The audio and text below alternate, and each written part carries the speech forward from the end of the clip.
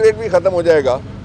आप इस्तेकाम लाएंगे कहाँ से? इस्तेकाम कोई पकोड़े की दुकान से नहीं मिलता कि आप पारा में जाएंगे कहेंगे सलीम एक पाव इस्तेकाम दे दो, या आप राजा बाज़ार में जाएंगे और कहेंगे कि राजे आधा किलो पकोड़े दे दो जिसमें इस्तेकाम डालना। ज़रा इस्तेकाम आएगा पाकिस्तान में सिर्फ एक तरीके से कि फौरी तौर पे जो गिरफ्तार शुदा लोग हैं उनको रिहा किया जाए। और ये शहीद कहते थे ना कि हमें लाश दिखाओ, अल्लाह माफ़ करे, किसी के घर में जवान आदमी की लाश नहीं जाना चाहिए। और कड़ियल जवान आपने देखा डोरनाल में, उसकी तदफीन हुई है 24 घंटे पहले। इस बेशर्म बेरहम और बेहया निज़ाम को शर्म आनी चाहिए जो कहते हैं कि बच्चों की लाशें फिर निकालो और फिर इनको दिखाओ, तब ये मानेंगे कि जो आप पारा से थोड़ा सा आगे डी चौक में जाके वहाँ पे जो कुछ हुआ है।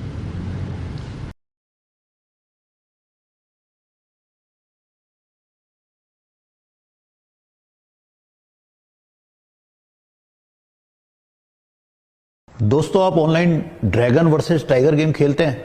ड्रैगन पे लगाया तो अगर ड्रैगन में हाई कार्ड आ गया। ये जो मुकदमा है आरे बाजार वाला, पहले तो ये है कि आइन के आर्टिकल 13 के मुताबिक और ज़ाब्ता फौजदारी में लिखा हुआ है कि एक ही केस 2 दफ़ा नहीं चल सकता। तो मुझे समझ नहीं आती ये किस तरह से मिलिट्री ट्रायल कोर्ट हो गया। ये केस चल चुका है जिसमें मियाँ वाली के लोगों को सज़ा दी गई। पूरे पंजाब में एक ही गवाह हैं जिनको घुमाया जा रहा है, और वो केस मैंने लड़ा जाके उमर अयूब की तरफ से। और 2 मुकदमात थे, एक ISI की बिल्डिंग वाला और एक था जो एयर फोर्स की एयर बेस वाला। वो दोनों मुकदमात बरी हो गए सारे लोग उसमें।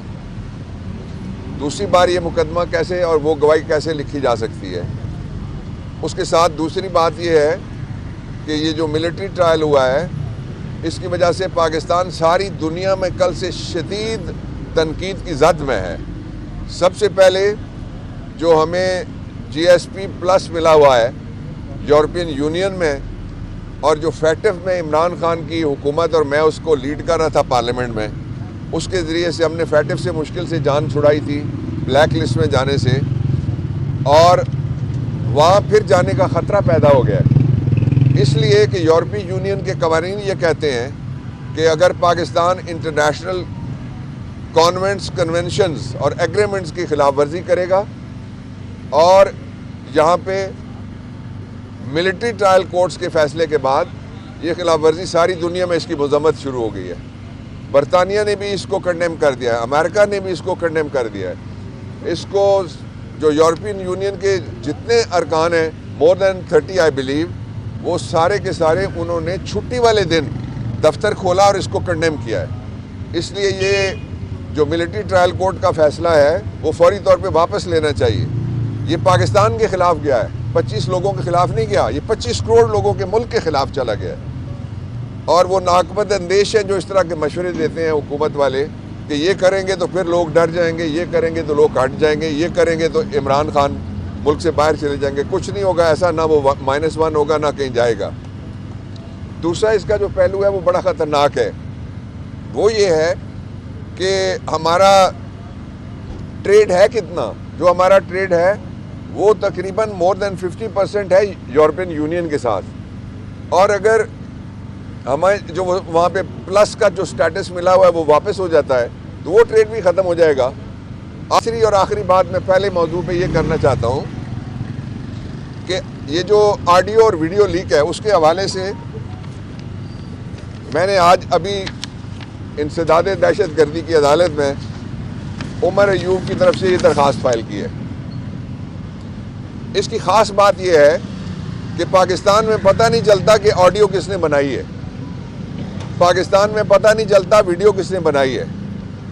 जो इल्ज़ाम है आरे बाज़ार केस में, जिसको GHQ केस का नाम ब्रांड नेम दिया गया है, हालांकि GHQ हम सब का है, हम सब के पैसों से चलता है, पलता है, बसता है। इसलिए ये मैंने मांगा है कि अदालत ने अपने एक ऑर्डर में लिखा कि इस्तग़ासा वाला कहते हैं कि हमारे पास उमर अयूब की ऑडियो है और उमर अयूब की वीडियो भी है। तो हमने 2 मुतालबे किए हैं इसमें, कानूनी मुतालबे। पहला मुतालबा हमने ये किया है कि उमर अयूब की जो ऑडियो है बताई जाए, उस बंदे का नाम बताएं जिसने ये ऑडियो तैयार की है। ऑडियो ज़ाहिर है फ़ोन पे तैयार होती है, तो फ़ोन किसी ने टेप किया होगा। दूसरी बात ये लिखी है कि फ़ोन टेप करने वाले का नाम बताएं, और तीसरी बात ये लिखी है कि फ़ोन टेप करने वाले का महकमा भी बता दें साथ। ये कौन है जिसने फ़ोन टेप किया है, जिसको वो कहते हैं कि उमर अयूब दहशत गर्दी में मुलविस है। दूसरा, हमने वीडियो के बारे में भी यही कहा है कि हमें बताया जाए वो शख्स जिसने वीडियो बनाई है। और तीसरा हमने कहा है DVR दें, जिससे वीडियो बनती है फिर मुझे वापस आना पड़ेगा, I am sorry, military trial courts की तरफ। आपने देखा कि किसी मुकदमे में किसी जगह मिलिट्री ट्रायल कोर्ट्स के हवाले से जो चलने वाले केस हैं, लड़के दिखाएं, एक कुर्सी को लात मार रहा है, एक दीवार को डांग मार रहा है और एक डंडा लहरा रहा है। मैंने कहा DVR हमें दें।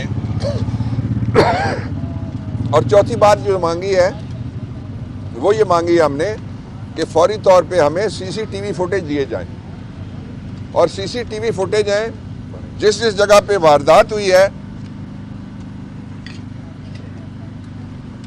थैंक यू, जिस जिस जगह पे वारदात हुई गायब हो गए, तो फिर ये जो जिन 25 बेगुनाहों को सजा हुई है उनके लिए कौन सी CCTV फुटेज थी तुम्हारे पास?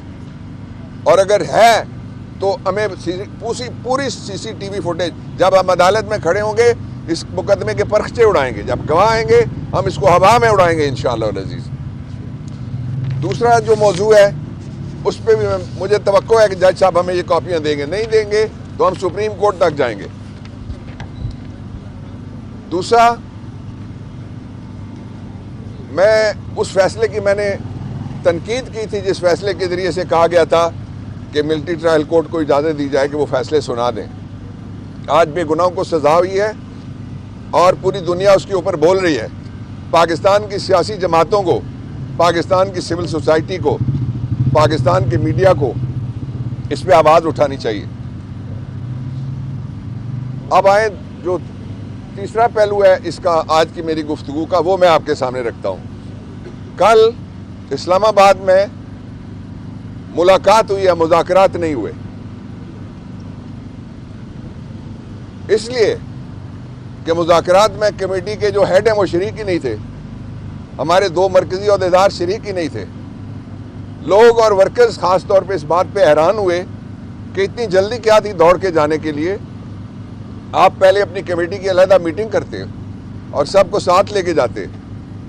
कोई 10 लोग हुकूमत ने डाले हुए हैं, तारीखें वो इस तरह देते हैं जिस तरह कोई सिविल मुकदमा चल पड़ा है। दूसरी बात, ये कहना कि कोई चार्टर ऑफ डिमांड, हम कोई ट्रेड यूनियन नहीं है, हम मुल्क की सबसे बड़ी सियासी और जमहूरी कुव्वत हैं, इसलिए हमारे मुतालबात 2 हैं। तीसरा मैंने दिया था पार्टी को, मैं वो बताता हूँ। इमरान खान ने कहा है 9 मई के जो जितने भी वाक़यात हैं, और 9 मई शुरू होता है सुबह जब इमरान खान को अगवा किया गया अदालत के अंदर से,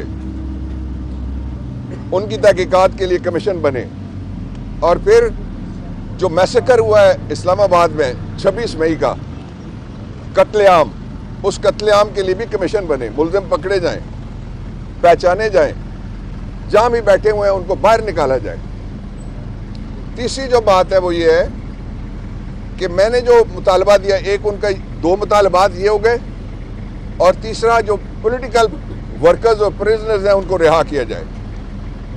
मैंने जो कहा वो ये है कि इस वक्त पाकिस्तान का एक ऐसा सियासी कैदी है, ज़मीर का कैदी, जो पार्लियामेंटेरियन है, और सबसे पहले वो गिरफ्तार किया गया था और पार्लियामेंट में कभी उसको एक दफ़ा भी पेश नहीं किया गया, जिसके ऊपर 14 अरब का इल्ज़ाम था।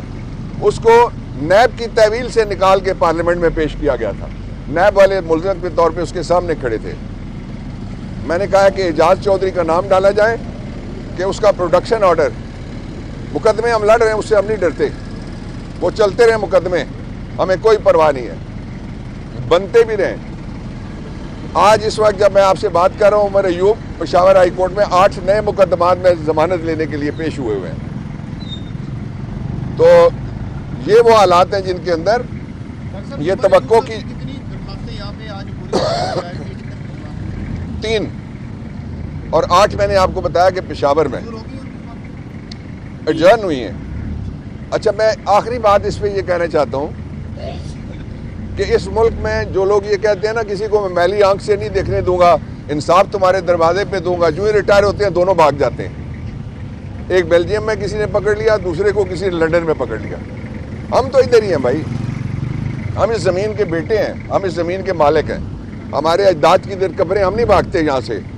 इसलिए इस मुल्क को ठीक करना, एक रास्ता मैंने बताया, परसिक्यूशन, सियासी मुकदमात जो हैं वो ख़त्म किए जाएँ फौरी तौर पर।